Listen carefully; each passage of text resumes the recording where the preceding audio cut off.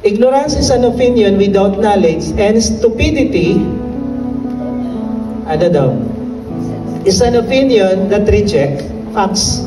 Tandaan nyo itong basihan natin, magsasubmit ka sa gobyerno, sa asawa mo, sa leader mo sa church, hanggat hindi sila gumagawa ng illegal.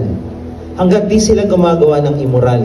Hanggat di sila gumagawa na anti-biblical. Pero the moment na yung asawa mo, yung Mr. P, inutusan ka, labag sa batas, immoral, hindi ka pwedeng sumunod. Pastor mo, leader mo, Bible study leader mo, hindi ka pwedeng sumunod. Ito yung mga limitasyon na dapat nating alam.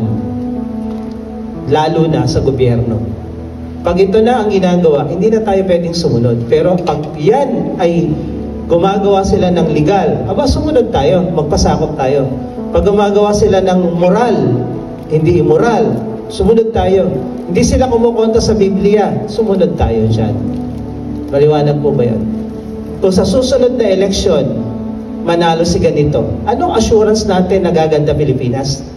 O presidential election talaga pinaghahandaan ng lahat eh. What if? Sigurado ka bang yayaman ka sa panahon nila? Gaganda ba Pilipinas? Ano assurance natin? Meron? Wala? Wala. Kahit sino pa nandyan, wala tayong kasiguruhan na ang buhay natin gaganda o magbabago. Wala. Kahit pa bumalik si Lenny, kahit Duterte, kahit Marcos, kahit Romualdez, walang kasiguruhan. Pero kay Lord, meron. Kaya siguraduhin mo ang katapatan mo na kay Lord.